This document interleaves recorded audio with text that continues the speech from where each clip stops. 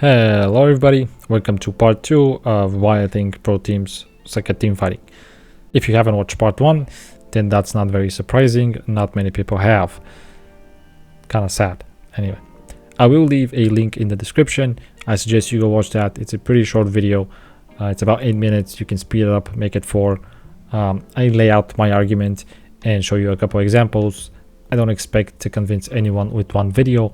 I also don't expect to do that with 2 videos, so this is why it's going to be more of a series, and future videos are most likely going to be sort of just breakdowns of team fights as the new season starts, and I'm just going to try and showcase what I think are very common mistakes, and I fully expect these mistakes to continue happening because I don't think that teams are looking at these situations and sort of analyzing them and trying to improve the way players position. Again, doing that prior to the games. Instead, it looks to me that, that's just left to the players to sort of deal with when they're in the game, and that's just really hard for players because, when you're in the game, obviously there's a lot going on. You don't have full view of the map. You don't have, full information on what's going on, and even if you did, you don't have time to analyze that. You don't have time to take all that into account. You just have to sort of react to what's happening in front of you, and that's not a very good way to team fight, in my opinion. I think you can have certain concepts, you can have certain ideas and strategies on how to position around objectives and how to move and how to time certain engages and disengages and stuff like that. And with that said, I kind of lost my train of thought, but let's just summarize what happened here.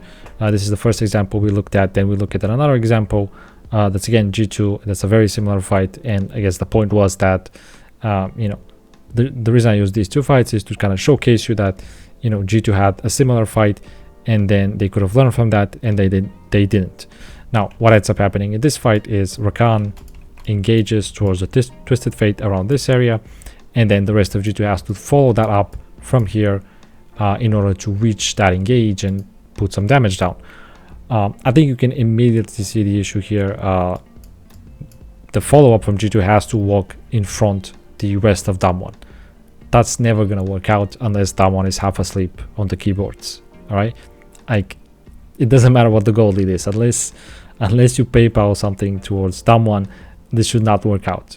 Okay, it should not be an engage that should be happening at the world stage, in my opinion.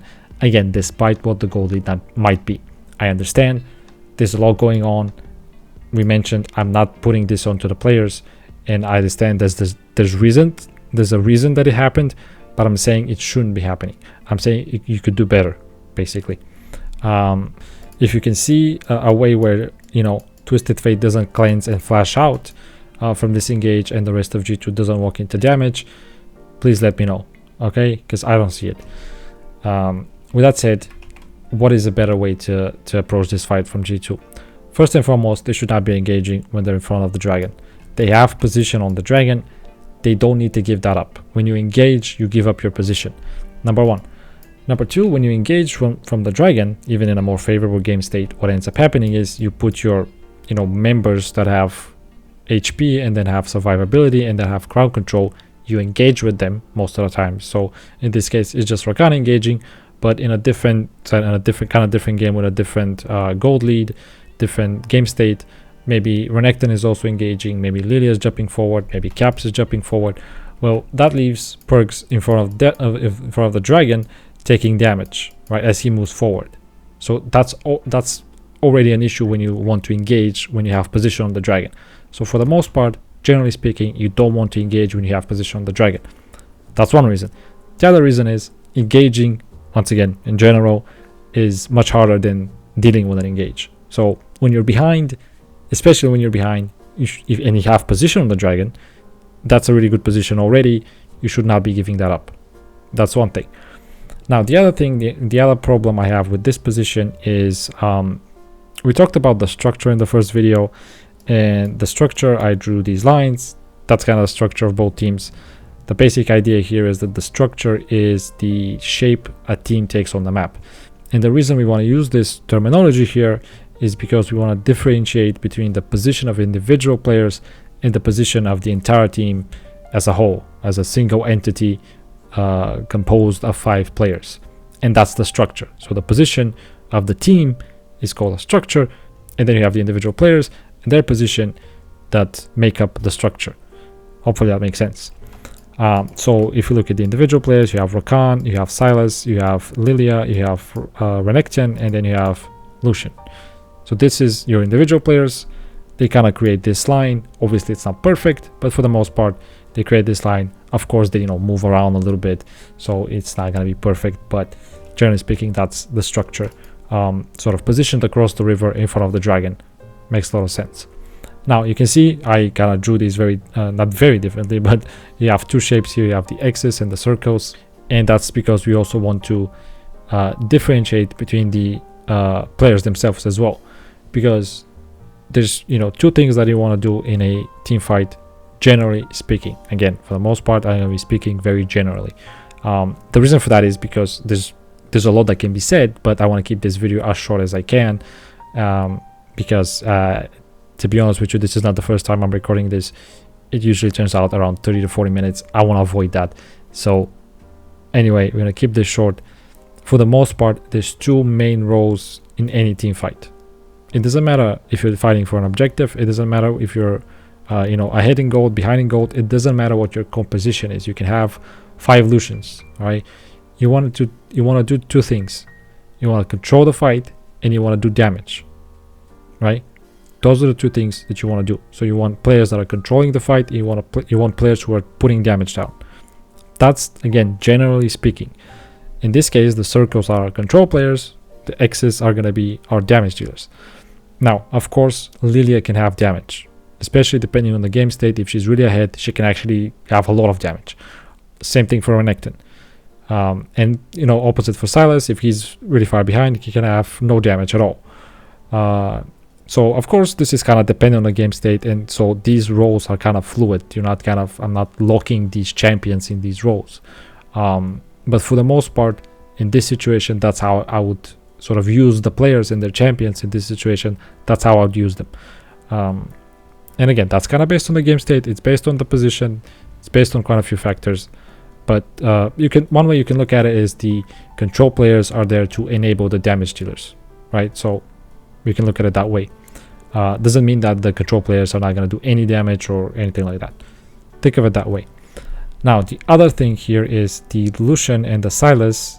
We have both of them marked as damage dealers, but obviously they're going to be playing out the fight very differently, just because they're different champions, and they can do damage, but they do it very differently. And so there is a big difference here. And the big difference, I think, at least I think the way to define the difference here is that the Silas should be the outside damage, and then the Lucian should be the inside damage. So having the marksman be on the inside, I think makes a lot of sense. As a marksman, marksman champions want to have a lot of control around them in order to enable them to do damage. Silas would be a lot more useful on the outside, and what that means is he should be on a different angle. I would say somewhere here. You can call it a flank. I call it an outside damage, because I'm not saying he should try and commit to flanking in this situation. He should just position there, and I'll explain why in a second. Now, one thing you can kind of immediately say, well, this is sort of still a line. You can still draw a line between them. This is still a line. This is not that different. You just put the Silas outside, further out. Fair point. Again, there's a lot to talk about, but basically, let's say the control players are going to define your main angle, and then you're going to have someone on the outside that's going to provide a secondary angle, secondary threat. That's going to be very useful. Now, why is this so useful? Let's look at the two basic scenarios. Let's say Damwon are just going to commit forward. They have enough engage tools. They have the Leona ultimate. They have the Hecarim ultimate. They have Twisted Fate. They have Gangplank. They have enough ultimates to just engage forward. And commit to where G2 has more members, and those AoE ultimates have more value. And so let's say they do that. What that means is that Leona and Hecarim are going to be moving forward, which means that the backline is a little bit more exposed to Silas. And then you can also have one control player also kind of helping him out. Now, in this particular situation, obviously the Silas is not going to be able to kill anyone, most likely. And 3 members or 2 members even are going to be able to deal with him if he collapses onto them.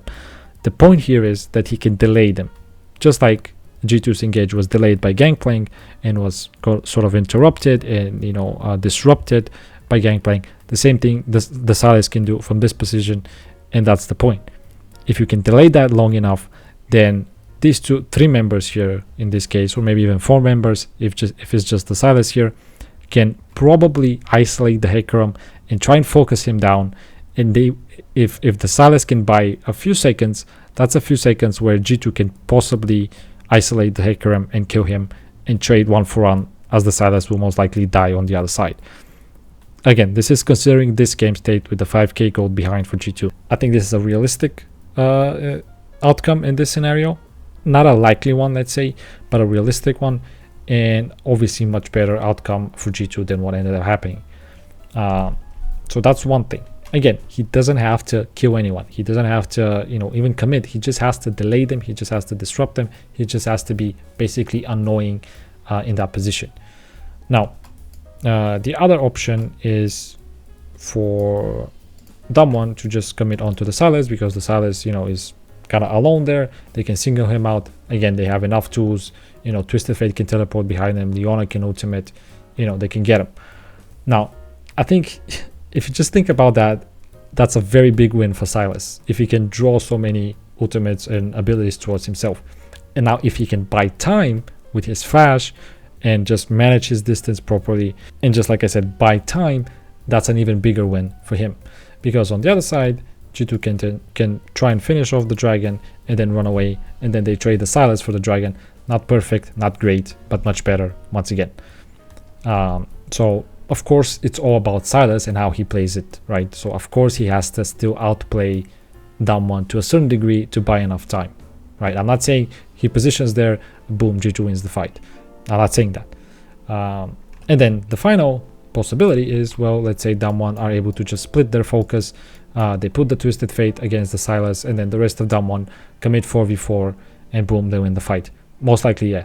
Most likely they do win the fight if that happens in this situation. Now, the problem with that is it's a lot harder than it sounds. Just like, there's a lot going on for G2 in terms of, them having to make a decision, them being under pressure. The same thing goes for Damwon, even if they have the 5k gold lead. In fact, sometimes when a team has a substantial gold lead, they can also be sort of afraid to throw that away and then become indecisive.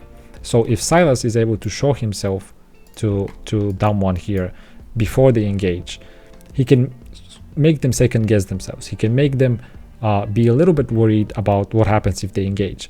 He can delay them. He can disrupt their timing. He can make it awkward for them. He can make it difficult for them. It just creates the environment in which Damwon can make a mistake. That's the point.